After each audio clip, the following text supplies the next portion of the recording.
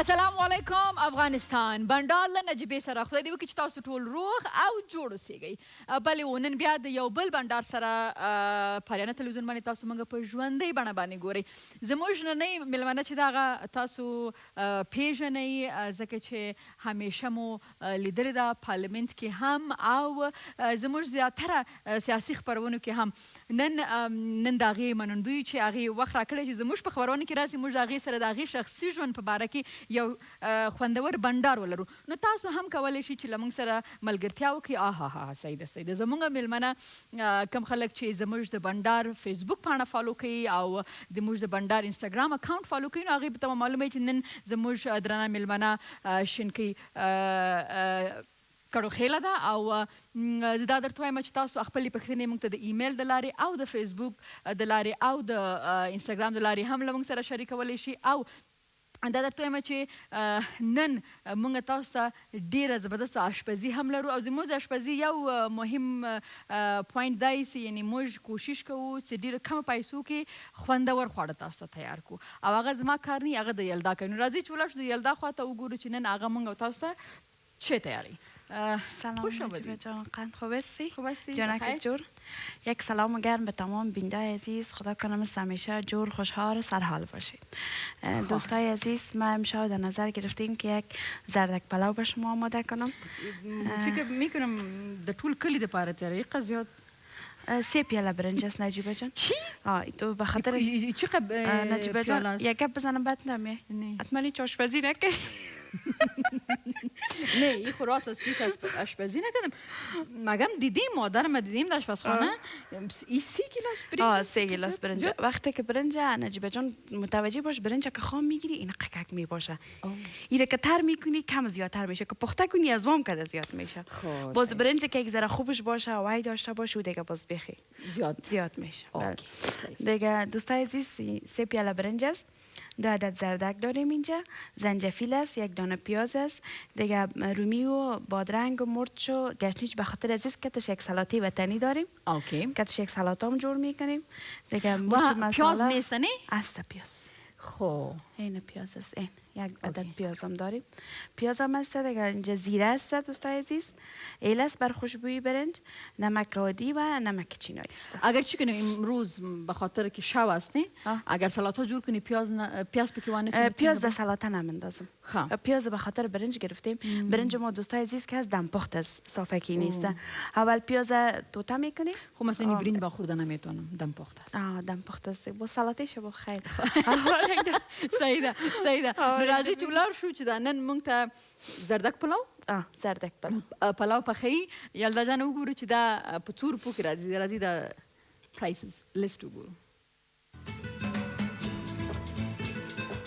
د گازرو پلو لازمه مواد گازر 2 دانه 15 افغانۍ پیاز 1 دانه 2 افغانۍ زنجبیل 1 دانه 10 افغانۍ گشنیز 1 دسته 10 افغانۍ مساله د ضرورت وړ وطني سلات رومیان 4 دانې 10 افغانۍ گشنیز 1 دسته 10 افغانۍ.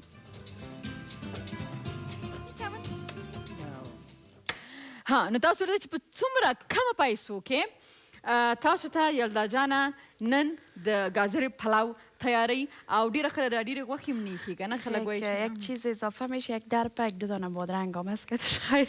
خب صحیح یک در نو دا د شو چې 57 یعنی 50 افغانۍ کې تاسو دا خو ما مخکې ویل کنه نو خلک کم ډوډۍ خوري نو دا خو ډیرو خلکو ته کیږي بر چند نفر است این دیگه بر 8 نفر یعنی 3 پیالی وریژ چی دی بر 8 نفر هغه تو خلکو ته تو کسان کفایت کوي 8 نفر کفایت میکنه. دا څنګه پخی پخته کردن از دوستا اول در دیگ روغن بسیار کم مندازیم قدر زیاد چرب نباشه باید برنج ما.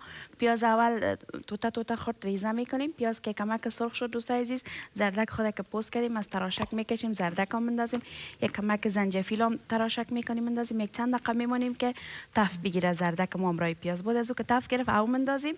نمک مندازیم زیره مندازیم. نمک چینایی نمک عادی خودم مندازیم. میمونیم که او جوش بیاد او که جوش آمد برنج مندازیم.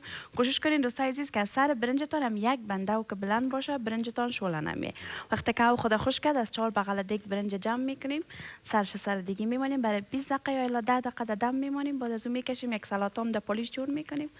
اون اگه وای گرم بود در پولیش 2 غام میشه که باشه، اگر نه که باز هوا سرد بود یگان ماس چیز استفاده کرده میتونن. یعنی موږ په 50 افغانیو کې سره د سلاتې یو ډیر ښایسته د ګازرو پلاو جوړولی شو چې صحت ته هم ډېر ښه دی او ګازر د خلکو سترګو ته ډېره فایده لري، دید ته ډېره فایده لري. نو که تاسو غواړئ چې د دید هم کله کم نشي نو همیشه ګازر چې دغه خپل خوراک کې شاملوئ. او هاي دس از زهرا الیاس موږ ته ایمیل را لیږلی، ویلي چې ما یو کتاب لیکلی، غواړم چې ستا خپرونې ته راشم. نو زهرا جانې ټیم ته مې ویلي دي چې تاسو نه د نمبر پوښتنه وکړي او چې تاسو خپل کانټیکټ نمبر راولېږي، زموږ ټیم به تاسو خپرونې ته دعوت کړي. آفرین، ډېر ښه زهرا جانې. ښه، او بیا هم څوک دی؟ سلام ډېر نجیبه جان. وعلیکم سلام. دا یو ایمیل ما چې رخصتیانو نه راغلم نو فکر کوم چې اولنی ایمیل دا و چې ما خپل لیپټاپ خلاص کړ، ما ولیده. نو هغې لیکلي دي چې آفرین دی تاسو باندې، تاسو ډېر ښه کار کوئ او وایي چې the way you represent us to the international community at this stage of war is wow. ښه، او وایي چې تاسو باندې افتخار کوو. thumbs up, my blessing is with you, keep it up. ډېره زیاته مننه. امینه سادات دا ایمیل را لیږلی، ډېره زیاته مننه. خیر اوسې کور ودان. کوشش مې دغه چې کله هم زه سفر باندې ځم نو که په فلایټ کې یا ایرپورټ کې که نه کوم ځای کې ما ته خلک یعنی څوکي فلایټ کې نو ما ته وایي چې ته د کوم ځای نه زه ورته یم چې د افغانستان یم. نه ما ته اول خو داسې وګوري که نه، بیا ما ته وایي چې ښه ته څه کار کوې؟ نو زه ورته یم چې زه تلویزیون کې کار کوم، داسې پروګرام کوم. نه هغه ډېر حیرانه شي ځکه چې د بدبخته نه مونږ همیشه په دنیا کې د دهشتګرد یا ورته وایه ټروریسټ ورته وایه، یعنی داسې خلک چې همیشه مونږ جنګیږو او زمونږ وطن کې همیشه جګړه روانه ده. نو خلکو ته دا تاسو چې مونږ افغانان یعنې مونږ خپله سوله نه غواړو یا مونږ په خپله ډېر جنګ خوښ یو، یعنې جنګ خوښ یا داسې خبره. نو د هغې دپاره دا ډېره زیاته جالبه وي. نو دغسې دغه خپرونه زما کوشش دی چې په دې کې زه داسې افغانان راوغواړم، نوي ځوانان، ښځې، سړي، ټول چې دا نړۍ کې څومره خلک زموږ د یوټیوب د لارې، د سوشل میډیا د لارې، د تلویزیون د لارې ګوري، نو هغوی وایي چې نه افغانان چې دي تعلیم یافته خلک دي، سوله خوښوي او یو بل سره مینه لري، یو بل ته احترام لري. او ستاسو د ایمیل څخه ډېر زیاته مننه چې تاسو همیشه موږ ته ایمیل رالېږي. دا وخت له موږ سره دمه دمه اخلو، بیا بېرته راسانه کېږو، زموږ مېلمانه به له موږ سره وي. دمه.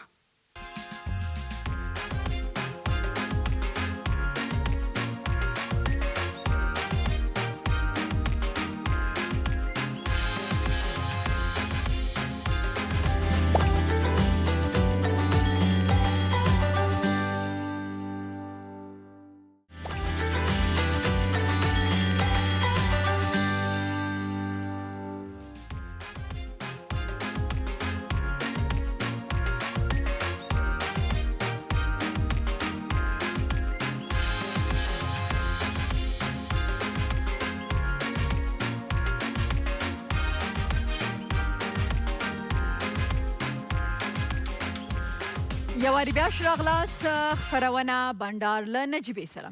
او ننني بنډار کې څنګه چې د خپرونې په شروع کې ما تاسو ته ویلي چې له ما سره درنه خوږه مېلمنه په خپرونه کې ناسته ده. کله چې سیاست ته وګورو نو ما چې اوس هغې باندې ریسرچ کوو نو ما دومره زه پوهم چې ډېره جدي، هغې همیشه ډېر زیات جدي. نو شینکۍ کړوخېله چې ما ډېر خواهش یم چې زه ورسره خپرونه ولرم، خو ما ویل خدای دې خیر کوي نو چې نن بنډار به څنګه وي که نه، ځکه چې زه خو همیشه خاندم خو دوی همیشه په څومره چې زه په تلویزیون باندې ډېره خاندم دومره دوی په سیاست کې ډېر جدي. نو که هغه موږ پارلمنټ کې هغې کتلي دي او هغه که کله هغه امباسډر و په کاناډا کې هغه هم، نو د دې سیاسي سفر چې څومره زه ګورم که نه نو ډېر زیات جدي دی. نو تاسو دوام کوئ، دا خپرونه هم ګورئ، خپلې پوښتنې موږ سره د فیسبوک د بنډار ټیکم پاڼه، د انسټاګرام د لارې او د ایمیل د لارې له موږ سره شریکولی شي. غواړم چې یو لنډه پیژندګلنه تاسو سره د دوی وکړم د ویډیو د لارې، دا تاسو وګورئ، بیا بېرته راځو خپل بنډار ته ادامه ورکړو. اغلې شینکۍ کړوخېل په کاناډا هیواد کې د افغانستان لومړنۍ ښځینه سفیره وه چې د 2014 کال د نومبر په 21 کې په رسمي توګه د سفارت چارې په غاړه واخیستې.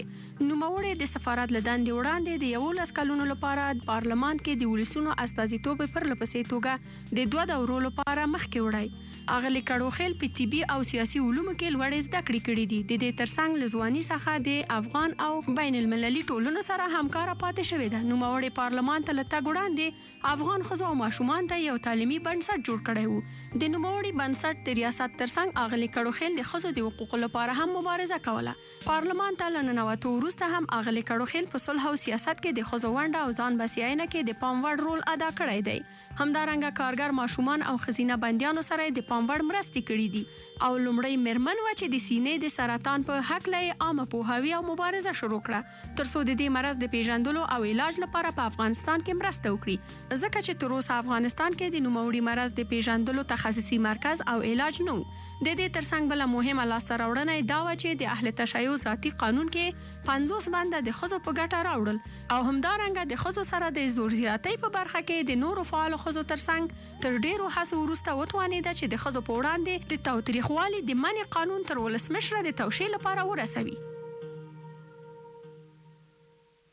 بلې و ډېر په درناوي تاسو شراغلاس وایم او ډېر په ډار باندې تاسو بالکل راحت اوسئ. صحیح ده. نو صحیح ده. نو ځکه ما تاسو مشترک مبارزه کوو که نه، هغه څوک چې موږ په وړاندې خنډ وي به د هغو سره بیا جدي جدیت نه باید اوسېږي. خوشحاله یم چې نن بنډار کې له ما سره یاستئ او څه زه او څه زموږ لیدونکي او تاسو هغسې راستئ د افغانستان شکل کې نن ډېر خلک هم پېژني، خو ما غوښتل چې داسې بنډار له تاسو هم چې تاسو شخصي ژوند هم ځکه چې یو کس که سیاست کې یا کار کې هر مسله کې چې هغه یو شخصي او ځان ته هم یو شخصیت لري، یو ژوند لري. هغه اولنۍ پوښتنه مې دا ده چې مونږ همیشه دلته چې په له بده مرغه مونږ اوس هم په تعلیم کې ډېر شاته پاتې یو، بیا د ښځو په تعلیم کې. نو همیشه چې په کور کې دا خبره کېږي چې په دې لور یا په دې خور باندې درس ووایي نو وایي چې نو مونږ کوم وظیفې ته یې لیږو یا کار ته یې لیږو او ضرورت ورته نه لرو چې دا لاړه شي وظیفه وکړي یا کار وکړي، مونږ دې پیسې ته خو نه یې ناست، نو ولې په دې تعلیم وکړو؟ دغه یو سوچ یو فکر. نو په دغه ټولنه کې چې څو کاله مخکې تاسو خو زه به دا یم چې ستاسو فامیل نامخدا هغه وخت کې اقتصادي یا دمږه دا یم چې د خپل وخت د خپل خانانو نو داسې د خانانو لور خور راتله او هغې ویلې چې زه تعلیم کوم، نو دغه سوچ فکر د چا و؟ زه غواړم چې لږ ستاسو د مشرانو باره کې واورم. ډېره مننه. لومړی خو مننه ستاسو له دعوت څخه او بیا غواړم چې خپل سلامونه هم نیکې هیلې ستاسو د پروګرام مینوالو ته وړاندې کړم. باید ووایم چې تعلیم د هر انسان حق دی، که هغه هلک وي او که هغه جلکه وي، ځکه که موږ یو واقعا یو اسلامي ټولنه واوسېږو. علم زده کړه په اسلام کې اصلا اجباري ده، انتخابي نه ده چې ته وغواړې زده کړې که نه کړې. ځکه که یو څرنګه چې په اسلام کې باید یو عالم خوب او د یو جاهل هغه عبادت سره برابر نه دی که نه، یعنې څومره ارزش اسلام قایله ده د پوهې ته که نه. په همدې خاطر زه فکر کوم چې او دا حدیث شریف هم دی که نه وایي علم که حاصلولو دپاره چین ته هم تګ نو باید ولاړ شي. کاملا. نو دې خاطره زه فکر کوم چې باید په ایست مسلمان باید هر افغان کورنۍ په دې باندې پوه سي چې د هر ماشوم دا حق دی او دا حق باید ورته ورکړی شي. خوشبختانه باوجود چې زما پلار د پخوانۍ ټولنې یو مشر و او په هغه وخت کې اصلا د نجونو لپاره ښوونځی معمولي شی نه، اوس ډېر ښه شوی دی فضل خدای، د خلکو د پوهاوي کچه ډېره لوړه تللې ده. او زما پلار زه فکر کوم ټول هغه منفي دود او عنعنې سره مبارزه وکړه او دا مبارزه به زه یقین لرم چې ښوونځي ته ولېږه. زه فکر کوم دا کریډټ زما پلار ته سي. او دا مبارزه ستاسو په یادېږي په هغه وخت کې، ځکه چې اوس هم هغه پلاران یا وروڼه چې خپل خویندې یا لور مکتب ته لیږي نو اوس هم د ټولنې ډېرې عجیبه خبرې او هغه وخت د په یادېږي چې ستاسو پلار جان د کومو خبرو سره یا د خلکو کومې خبرې وې. زما پلار موقف ډېر مشکل هم دا و چې هغه یو مشري درلودله او د مشر نه خو بیا د خلکو توقعات مختلف وي. کله په ایست مشر تاسو مجبور یاست د نورو خلکو هغه غوښتنو ته یا د هغوی ارزښتونو ته هم تاسو ارزښت قایله شئ. زما پلار لپاره دا مبارزه ډېره اسان نه وه. زما په یاده چې ورته ویلي کله چې ورته خلک راغلي وو چې تا لور څنګه ښوونځي ته ځي، ما نه مخکې زما بله خور به چې تلله، بیا ورته ویل چې دا خو وړوکی ماشوم یو 3 کاله به لاړه شي. بیا 3 کاله بعد چې خلکو ته راغلي زه یو 6 کاله به درس وای بیا به وباسو که نه. نو دا رقمه نو زما وروسته په یاد دی چې کله موږ په کور کې یو بله دروازه هم درلوده، کله به چې د مثلا قومي یا مشران یا خلک به راغلو نو موږ به د بل دروازې نه ښوونځي ته تللو تر دې پورې چې هغه ځکه چې موږ عمر زیات شوی و نو موږ هغه تلو. یعنې پلار مې مطلب دواړه دغه تعادل یې ساتلی و، نو هغوی خفه کړه او موږ لپاره دغه فرصت برابر کړ. نو زه همیشه ورته دعا کوم چې واقعا یو مبارز سړی و. زموږ یو دوست یو ډاکټر نو یو زما استاد موږ یو په یو مریض باندې کار کولو نو مریض هغه ډاکټر ته ورتل وای ګوره ډاکټر صاحب ما باندې خطه تداوي وکړه چې زه د خان د کونړ ما بیا به داسې کار ته به راشو دغه به کوم ورته چې زه په ټول ژوند کې یو خان منم زما پلار ورته ښوده دا داسې یو خان د چې لورګانې پوهنتون وای او په ژوند کې یوه ښځه لري دوه مادې نه نو دا خان منمه دا خان منمه نه داسې خانان چې ښځې زیاتې کړي نو زه به دلته دا یم چې همیش لکه ستاسو د ژوند یا ستاسو د پلار والد صاحب دغه مبارزه به داسې وکړم چې موږ همیشه دا وایو چې نو وطن به کله جوړ شي نو آیا موږ به وطن کې سوله وګورو هغې دپاره د مبارزې ضرورت دی که نن موږ مبارزه وکړو نو سبا به هغه ثمر زموږ اولادونه یا زموږ خو خامخا به راځي نو دا ده چې هیڅ کله هم بدلون چې د هغه بغیر د قرباني نه راځي او همیشه چې هر یو کار کوي او غواړي چې یو چینج راشي هغې دپاره مبارزه مقابله ډېره زیاته ضروري ده چې باید تی وکړي جرأت باید ولري انسانان به یو اندازه چورته وایي ورسک واخلي که نه خطر ومني ځکه چې د یو چا لپاره چې یو خاص ټولنیز موقف ولري هغه یو خطر و چې خلک به شاید ورته چې ته نور مشر نه یا دغه دې خاطره باید غوښتنه هم د کورنیو نه ده چې باید مبارزه وکړي د مشروع حق دپاره صحیح تعلیم وشو بیا راغلی او بیا د ښځو د افغانستان د ښځو د ماشومانو دپاره بیا تاسو غوښتل چې دوی باید هم تعلیم وکړي او هغې دپاره هم بیا تاسو کله چې موږ مهاجر شو پاکستان ته او هلته د افغان ښځو لپاره کوم داسې مراکز نه و چې د دوی لپاره د راټولېدلو یو مرکز همدا په څنګ کې بیا د دې د زده کړو د ظرفیت سازي دپاره د هغه دپاره نو موږ زما خور او ما په مشترکه موږ اولین دوه افغان نجونو په هغه وخت کې ډېرې ځوانې چې موږ یو غیر دولتي بنیاد یو سازمان بنسټ هم کېښوده په نوم د افغان ښځو تعلیمي مرکز افغان وومنز ایجوکیشنل سنټر نو دا په اسلام آباد کې شروع سو وروسته یو د سړک د سر ماشومان لپاره یو مرکز هم په پېښور کې خلاص کړ ماشومان چې د ډوډۍ پیدا کولو په خاطر باندې سرګردان نه و د هغوی همدارنګه بېوزلو مېرمنو دپاره اما کله چې افغانستان په 2002 کې موږ پسله د طالبانو له هغه نه خلاص شو حکومت څخه نو بالغه موږ خپل فعالیتونه کابل ته هم شروع کړل بالغه مختلفو ولایاتو ته خو خوشبختانه موږ په تعلیم کې ډېر کار وکړ همدارنګه د افغان ماشومانو لپاره یو ښوونځی موږ هم جوړ کړ په اسلام آباد کې راځم به بیرته به په هغې باندې تاسو سره غږیم ځکه چې تعلیم او ایجوکیشن داسې یو شی چې یعنې موږ ورته ډېره اړتیا لرو په دې بله تاسو سره خبرې کوم دا وخت دمه اخلو بیا بیرته راستانه کېږو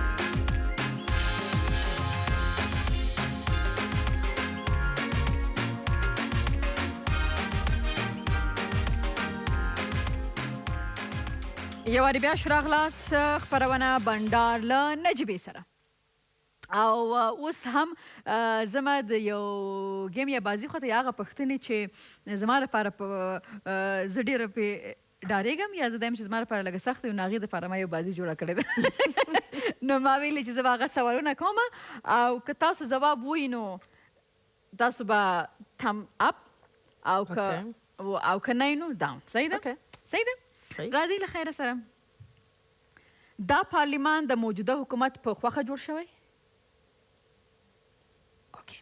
د افغانستان امن په خپله د افغانانو په لاس کې ده په افغانستان کې جنگ او سیاست د مذهب په نوم روان دی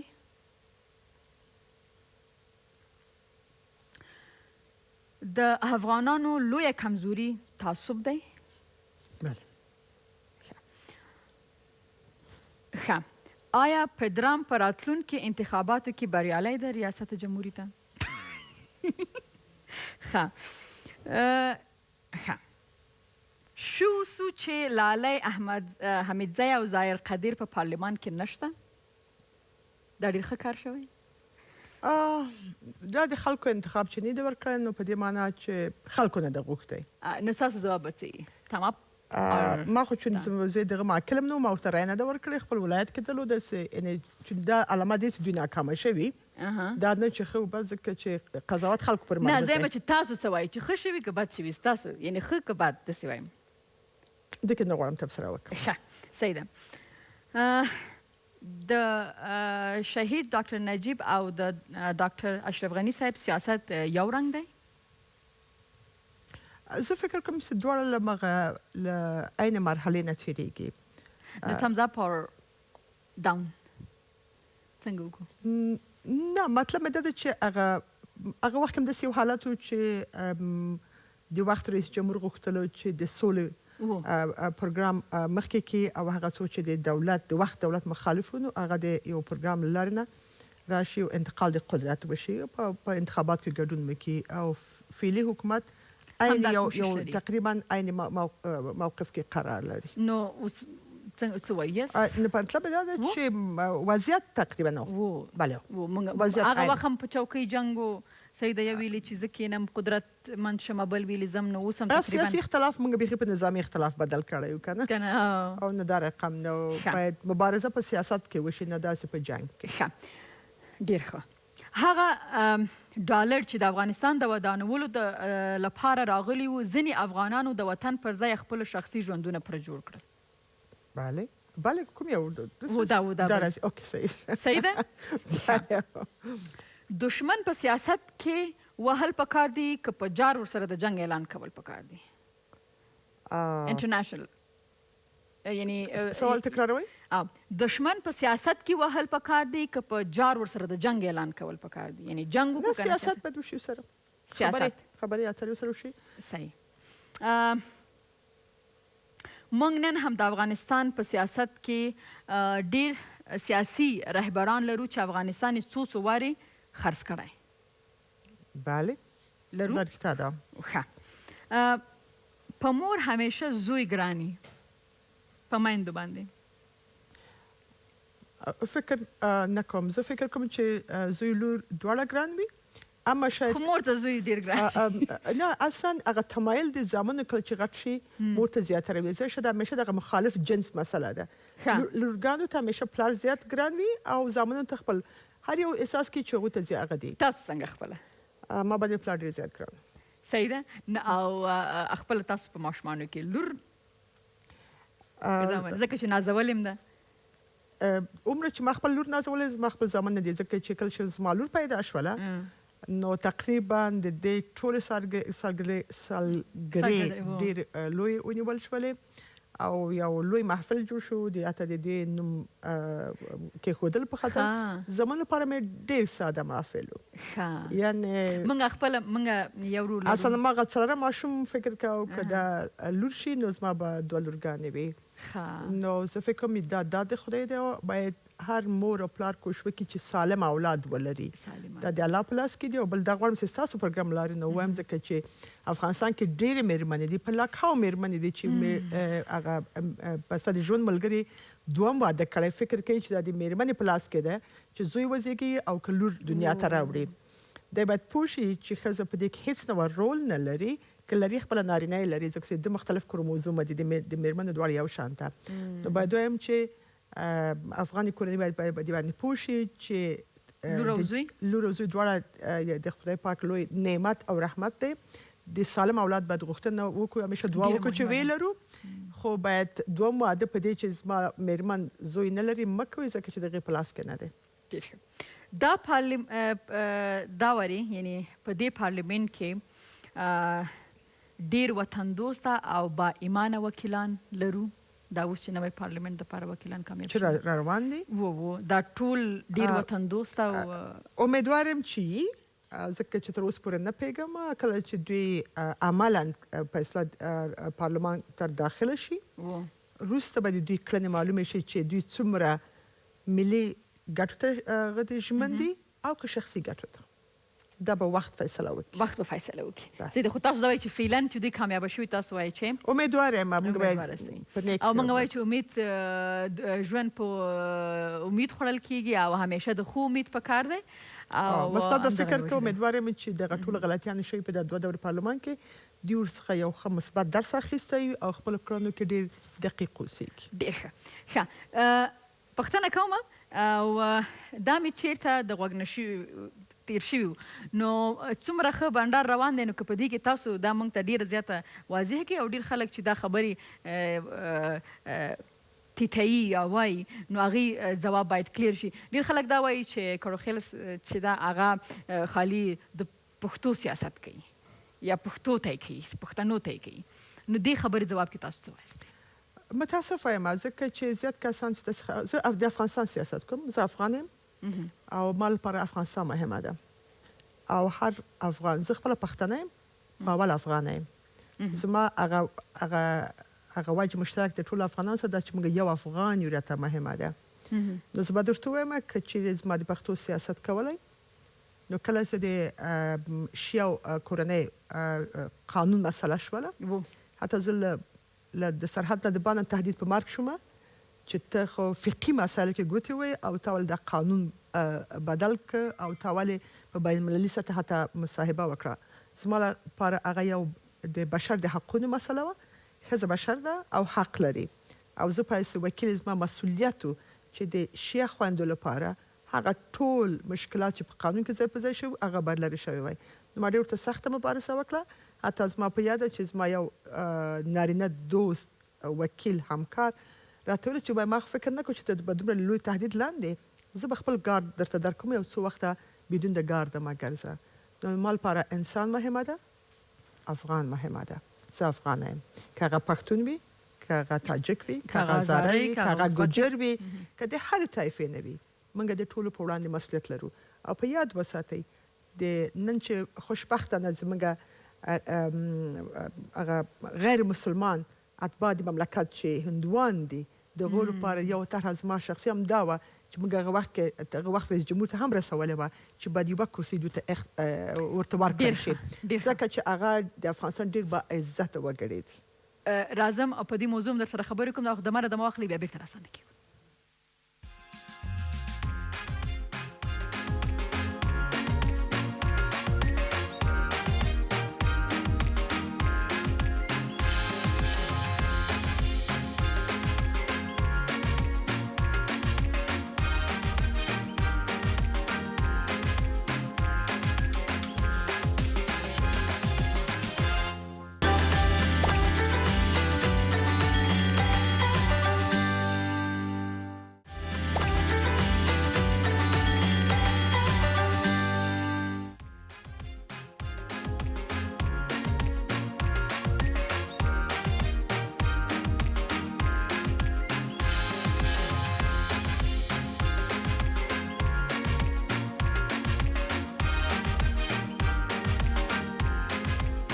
یو وار بیا راغلاست خپرونه بنډار له نجیبې سره. مخکې ستاسو په ویډیو کلیپ کې موږ وکتل چې تاسو کوم مبارزه کړې وه دلته کې زموږ د شیعه خویندو دپاره او تقریبا څه وته چې مرګ سره هم ورسره مخامخ شو. نو دا خبره چې څنګه ټولې نړۍ ته معلومه ده نو افغانانو ته خو به هم خامخا معلومه وي. نو دا بیا کم خلک دي او وجه یې سره چې بیا دغه فرق غواړي چې د خلکو په ذهنونو کې واچوي چې دا مخکې پوښتنه ما له تاسو څخه چې ولې هغوی بیا دا خبره غواړي چې هر طرف ته یې خوره کړي چې والا دا خو صرف د پښتو سیاست کوي. زه غواړم چې د پښتو سیاست تعریف باندې پوه شم چې هغه څه مطلب که دا کوم سیاست زه کوم د پښتو سیاست د صحیح دی یعنې صرف خالي پښتنو دپاره داسې لکه مخکې تاسو تشریح کړله پوه شوي زه د کابل وکیل یم او بیا افغانستان پر ټول افغانستان په وړاندې مسؤلیت لرم. نو ولې په کابل کې د افغانستان مختلف ګوټ نه خلک راغلي او دلته اوسېږي. نو کله چې د اهل تشیع د قانون لپاره ما مبارزه کوله دا خوشبختانه چې زموږ هزاره خویندورونو ته دا ډېره جوته شوې چې دوی نشو کولی اما په ډېر جرأت وکړل او دا یو عادي خبره نه وه. په ځینو مسایلو کې دقیق حتی د وخت د حکومت په وړاندې درېدل او په بین المللي سطحه دا موضوع راپورته کول چې ولې د شیعه میرمنو حق په دې قانون کې تر پښو لاندې شوی ده. او ما ورته ویل چې زه ډېر شدید له امنیتي تهدیداتو سره مخامخ شوم. زما ته شخصي ګټه نه وه اما دا زما مسؤلیت په صفت یو وکیل که د هر چا حق د پښو لاندې کېږي که هغه پښتون وي که هغه هزاره وي که هغه تاجک وي زه په صفت وکیل مسؤلیت لرم. څوک چې ما په باره کې تبلیغ کوي هغه مریضان دي، هغه باید انسانان معاف کړي، دوی بل وظیفه نه لري نور تخریبوي. دوی د کوشش وکړي چې دوی بهتر سیاست وکړي چې زه ورنه زده کړم. ډېر ښه. یعنې زه به دا وایم چې زموږ د بده مرغه داسې خلک په خپل ټولنه کې ډېر لرو چې خپله یو کار نشي کولی، نو که بل هغه ګوري چې هغه ښه کار کوي نو وایي چې ما نه ده کړی یا زه نشم کولی دا بل دې مو نه کړي. نو دغه یو خبره همدې سره زه غواړم چې لاړ شم د بنډار انسټاګرام خواته او هغلته ضیاءالدین چې دی هغه موږ ته کمنټ پرېښی، ډېره زیاته مننه د کندوز څخه، او محمد امیر هم موږ ته کمنټ پرېښی ده، ډېره زیاته مننه، تاسو یې سلام ویلی دي. وعلیکم السلام. او ویلی دي چې باید موږ زموږ په هیواد کې هر انسان ته د انسان په سترګه وکتل شي او احترام ورته وکړل شي. صحیح ده؟ ښه. تاسو تعلیم ته تاسو ویلي چې په هغه وخت کې چې تاسو مهاجر وئ تاسو د تعلیم دپاره کار شروع کړو، بیا چې کله دلته وطن جوړ شو، طالبان لاړ، بیا هم دلته هم کار وکړو، نو تاسو به نو ډېر ښه د دې ځواب راکړی شي چې هغه وخت کې د مکتبونو یا د تعلیم لیول چې ده هغه څنګه و او اوسه په دې دومره 14 کالو کې تاسو ته څومره مثبت تغییر ښکارېږي؟ ګوره موږ په پاکستان کې متاسفانه داسې کتابونه چاپ شوي وو یوازې چې زموږ ماشومانو ذهن جوړ کړي هغه یې خرابه او مغشوش شو. په طور مثال چې همیشه د وژنې نه خبره شوې، د مرمینې شوې، شهادت و جهاد و مختلف مسایل. نو یو کریډټ چې واقعا د اویک ماسې ته زی هغه دا چې موږ په اسلام آباد کې مختلف افغان ښوونځي سره موږ د سولې دپاره په اصطلاح یو هغه وکړل، یو ایګزیبیشن هم جوړ کړ. ماشومان دې ته وهڅول چې دوی څنګه وکړی سي داسې په اصطلاح هنري کارونه وکړي چې هغه کې مثلا د سولې لپاره کار وي. او مثلا ماشوم که شعر وایي، که ترانه وایي، که مضمون لیکي، که رسم کوي چې هغه په اصطلاح د سولې رنګ راشي نه د جنګ، ځکه چې کتابونه خو په هغه شکل وو. او دغه د فنلند په اصطلاح هغه مسؤل د سفارت په ایگزیبیشن کې ګډون هم وکړلو. نو هغه ټول مکتبونه په دې باندې وهڅول چې په آخر د ورځ کې ټول هغه مطالب چې واقعا مطلوب نه دي او د موږ د اطفالو ذهنیتونه خرابوي هغه باید له مکتبونو هغه صفحې باید تدریس نشي، هغه باید لرې شي. نو مطلب مې دا ده چې دغه وخت هغه نصاب واقعا قابل د تشویش شو. اوس راځو چې نصاب دپاره یوه اندازه کار شوی دی، حتی موږ کوشش کوو چې بار ګرچې تر اوسه مشکلات شته چې دې کې داسې مطالب راسي چې د موږ د اطفالو ذهنونه جوړ شي. یو او بل داسې واقعا باید وزارت معارف په دې باندې کار وکړي. فکر کوم چې رسمی جمهور هم په دې کې یوه اندازه علاقمند شوی ده. زموږ د اطفالو یو خو زموږ هغه مضامین ډېر معیاري نه تدریسوو، او یو زه د شاګرد هغه عمر او هغه د درس بوج ډېر زیات دی په هغه باندې. زما په یاد کړه چې کاناډا کې زما ماشوم چې مثلا 11 صنف ته ولاړو، په یو سمستر کې صرف د 4 مضامین حق درلوده چې ووایي، 15 ورته حق نه و چې خپل کریډټ پوره کړي. نو فکر وکړئ موږ واړه ماشوم ته 12 مضامین ورکوو، یا خو ورته معلم نه لرو، دومره په ماشوم باندې بوج راځي. بل هغه ټول مضامین مهم هم نه دي که نه، دغه ده که نه، او دغه انرژي دغه وخت ځکه چې هغه اصلي مضامینو ته کافي وخت نه پاتې کېږي که نه، وخت تقسیمیږي. کله چې موږ په اسلام آباد کې ښوونځی جوړ کړ د شهید ولی خان په نوم باندې چې زما تره د خدای وبخښي چې شهید شو، د هغه په نوم باندې او هغه سرمایه چې هغه نه پات شو هغه هم سکول ته وکاروله. موږ د اول صنف نه پښتو، فارسي او انګلیسي په خپل شاګردان باندې شروع کړه. تاسو باور وکړئ کله چې 12 صنف فراغت مراسمو او زه پروګرام ته دعوت شوم، زه د مغه ښوونځي 2 درې ژبې هلک او جلکۍ دواړه دوی چې په ستغه پروګرام مخکې به ما باور نه کوو چې دوی اصلا د مورنۍ ژبې پښتو نه ده. واو. دوی هم په پښتو باندې په ستغه پروګرام مخته خبرې کولې، هم په فارسي باندې یا دري، او هم په انګلیسي باندې. اوس دغه یعنې زه دې خاطر وایم چې واقعا وزارت معارف باید انګلیسي ژبه یو بین‌المللي ژبه ده که موږ غواړو چې زموږ ماشومان له انټرنټه زیات شیان زده کړي. زیاتې داسې اوس په اصطلاح په آنلاین کتابخانې دي چې دوی کولی شي هغه نه ځینې مطالب اخلي په ژبه نه پوهېږي، او بیا مختلفو سکالرشپونو لپاره دوی که اپلای هم کوي چې ژبه یې نه ده دوی وړتیا نه لري چې کامیابه شي. نو واقعا د دې لپاره چې موږ که هغه زمینه نشو برابره کم از کم موږ په نصاب باندې باید فکر وکړو چې ډېر مهم مضامین وساتو، هغه فرعي لرې کړو، هغه انتخابي کړو، او خصوصا انګلیسي ژبه هم باید واقعا په ښه سویه باندې تدریس شي له شروع نه. دا به د شروع نه، ځکه چې زه یو کال مخکې چې زه راغلې وم نو ما یو ټیچر مې راغوښتې وله د مکتب نه، هغې سره ما دا خبرې کولې ځکه چې زما لپاره هغه دا و چې کم کس چې مثلا مورنۍ ژبه پښتو ده خو فارسي صحیح ده ووایي، خو چا چې مورنۍ ژبه دري ده هغه مکتب ته ځي، هغه په پښتو مضمون کې ښې نمرې اخلي صحیح ده، خو هغه خبرې نشي کولی په هغې باندې په خپله ژبه باندې. یا او بله خبره زموږ کوچنیان چې مثلا 12 کاله مکتب وایي بیا د هغې نه پس مجبوره دي چې انګلیسي کورس ته ولاړ شي هغه وکړي ځکه چې انګلیسي نه وایي. دا یوه لویه ستونزه ده. اوس وګوره هغه ځوانان چې د شمال د افغانستان نه خوست ته کامیابېږي، ننګرهار ته هغوی ستونزه لري، وایي که چون پښتو یې نه ده شته نو دوی هغه کافي نمبر یې نشي اخیستی، په آخر کې استاد نشي پاتې کېدلی، یعنې په قدر کې نه راځي. عین شی هغه ځوانان چې د جنوب د افغانستان او جنوب شرق نه ځي او مثلا په بلخ کې محصل کېږي یا په کاپیسا کې، هغوی دا ستونزه لري، یا په کابل کې هغوی بیا قدر کې نه پاتې کېږي. دا یو لویه ستونزه ده چې واقعا په دې باندې معارف د افغانستان باید جدي فکر وکړي.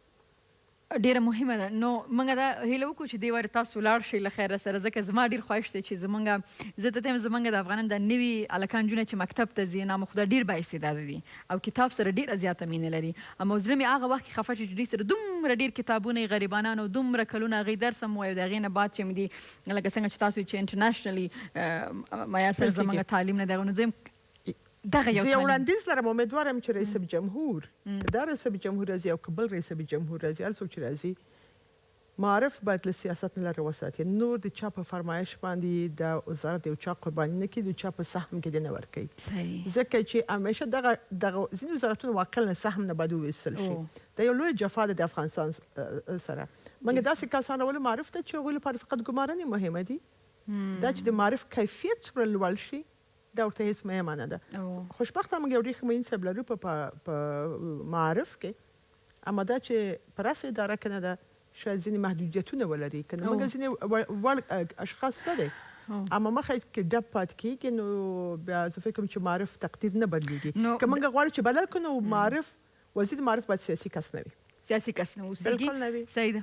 نو په دې هیله باندې چې تاسو له خیر سره بیا پارلمنت ته ولاړ شئ او خدای دې وکړي چې همیشه مو کار کړی، خو دا واري چې دا تعلیم دا زما باور ده نجیبه جانې چې پوهه رڼا ده، پوهه هغه چې وایي ایجوکیشن از امپاورمنټ که نه، یعنې پیاوړتیا ده. نو که موږ غواړو چې پیاوړي شو باید تعلیم ته مخه کړو، که موږ غواړو په منطقه کې سیال پاتې شو باید تعلیم ته مخه کړو، او که موږ غواړو چې د افغانستان تقدیر بدل شي په نجونو باندې تعلیم وکړي، ځکه چې مور ده چې ټوله کورنۍ تعلیم یافته کوي. د ماشوم اولنۍ درسګاه د مور غېږه ده. همدې سره چې مور سواد ونه لري نو بیا به ماشوم نه چي و. نو همدې سره دمه اخلو، دمې نه وروسته راستانه کېږو.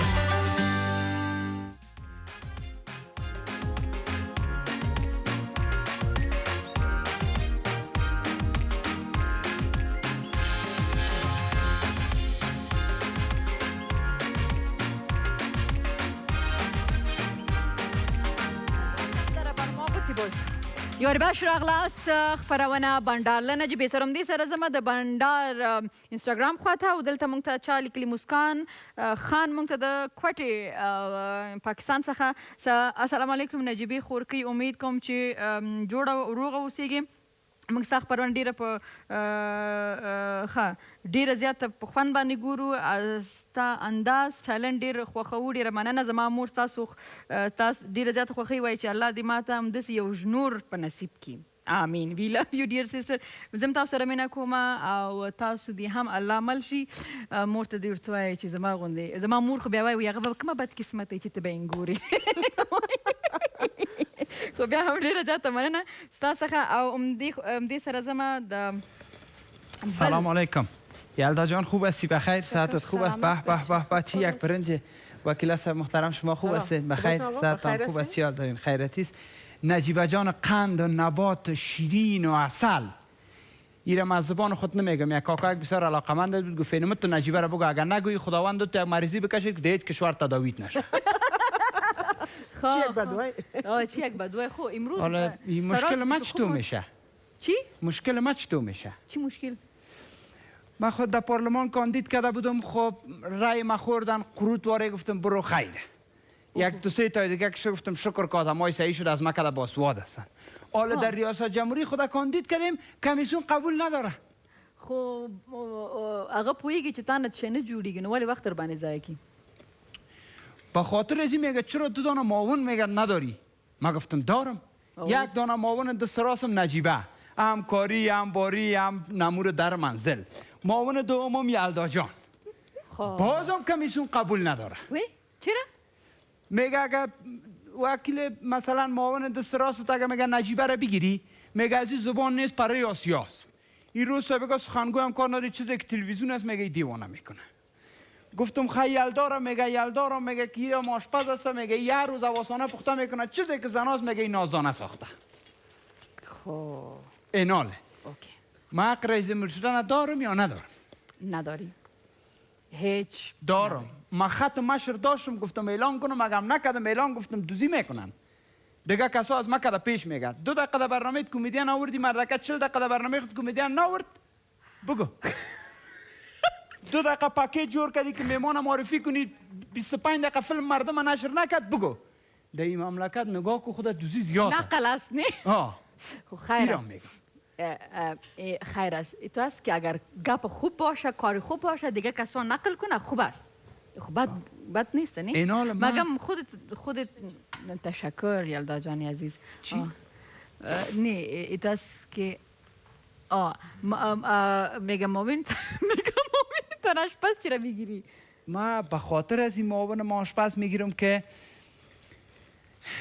دمی ریاست جمهوری باید است که دی کنه و اولین کاری که میکنم بخیر اگر ریاست جمهور شدم و شما میره 100% میگم دیگه چی کرد که تو شوی نه دیگه نه گفته که 100% زکیگم دست خوبونه ډیر خلک ګوري ما یو خو هم 10 نفر کلشان میگه خو اولش ما سیم تیم ما قوی است اینا لیجا خب با ما و شما 2-3 نفری نان تیار میکنن نه در ریاست جمهوری خب 500-600 نفر است فکر کو که هر شیرینی خوری یا توی از دیگه با یلدا جان اگه ساز میگیرم خوب آشپزی یاد بتیش چی با یلدا جان آشپزی یاد ندارم داری با 2-3 نفر دسته که داشت پس خانی من آن خوردی سکش تو چاق کامرمانی آی کورتیشم ندانی تنگ شده میره جاکت زیاف پوشیم ورزشکار معلوم شو مگم بیایی که یک کار کنیم خوب یک تیم جور میکنیم بخیر برنده ما و شما هستیم وکیل صاحب کت ما باش بسیار یک تیم قوی داریم انشاءالله باز گپ میزنیم تو گپات خلاص وکیل صاحبی دومره زحمت بسله و چې ته کامیاب شي